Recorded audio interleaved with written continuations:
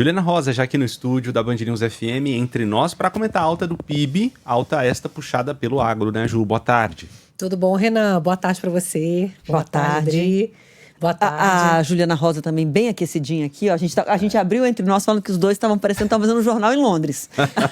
Sim, demais, né? Tá gelado em São Capotados. Eu sou muito branca, né? Branquela. E o pessoal da maquiagem que eu passei agora para melhorar ali, a olheira, sexta-feira já tá, né? Lá no queixo. Já pesou, né? Mas além da olheira também, eles falaram que eu tava super rosa. Porque esse vento, É né? verdade. Tava com o nariz rosa, bochecha rosa. Ponta do Você nariz já é rosadinha. rosinha, Já né? sou rosa, Juliana né? Rosa.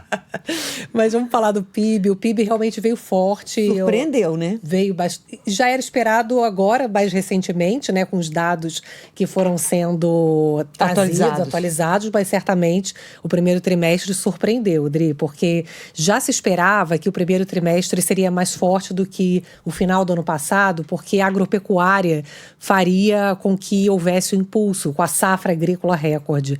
Mas ao longo dos primeiros meses do ano, foi se mostrando uma economia forte de forma disseminada, não só a agropecuária, mas confirmando hoje no dado do IBGE, setor de serviços cresceu, que é o que mais pesa no PIB, né? O agro é o grande destaque, crescendo 12%.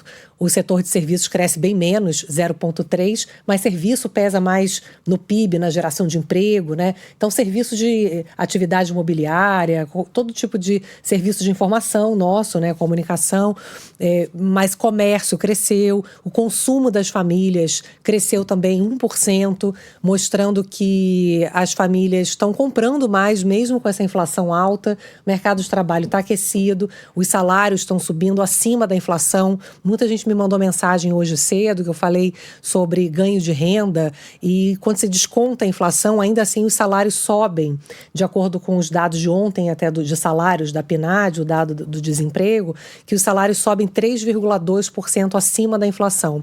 Em alimentação, gente, aí tá duro, viu? Porque os salários sobem quase a mesma coisa nos últimos 12 meses do que subiu o alimento. Então, isso penaliza mais baixa renda. Mas, de uma maneira geral, a gente vê que o consumo cresce, estimulado por uma média geral de salários mais altos do que a inflação. E me chamou a atenção também, conversando também com os analistas, que os investimentos subiram muito. Investimento é compra de máquina, expansão da fábrica. E aí, com esse juro tão alto, né, há de se espantar que haja um investimento crescendo com força, o que é uma boa notícia, porque é o que sustenta crescimento ao longo do tempo, né? Que é o que a gente vem falando. Se só cresce consumo e o investimento não acompanha, a oferta não acompanha, isso gera inflação, né? Então é interessante. E uma coisa que eu achei bem legal aqui, olhando os detalhes aqui do que as empresas, aonde as empresas estão investindo, é em tecnologia.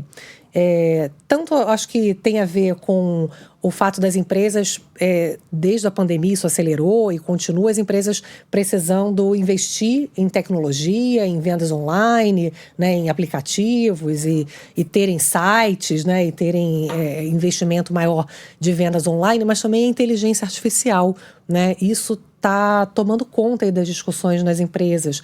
Isso é um ganho de produtividade, por um lado, né? As empresas conseguindo produzir mais com a ajuda da inteligência artificial, mas, obviamente, traz a preocupação da substituição de mão de obra também, né? Então, tem umas informações interessantes. Olhando para frente, a economia deve desacelerar, como a gente vem falando, é uma economia que está firme, mas que em algum momento se espera que o juro alto comece a prejudicar mais. A gente já viu alguns sinais disso. Construção civil caiu, que pesa muito, né, o juro alto para você comprar a casa própria.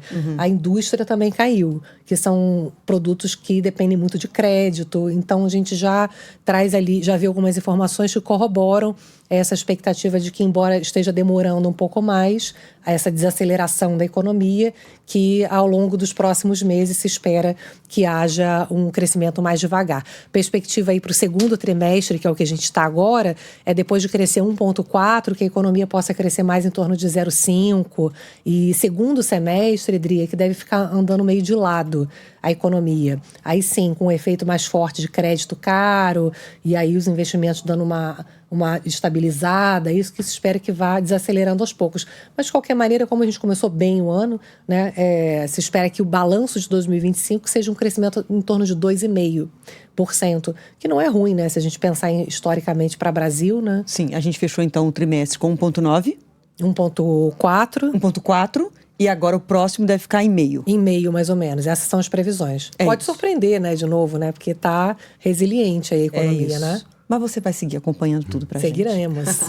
Beijo. Bom fim de semana. Bom fim de semana. Obrigada. Tchau, tchau. Tchau, tchau.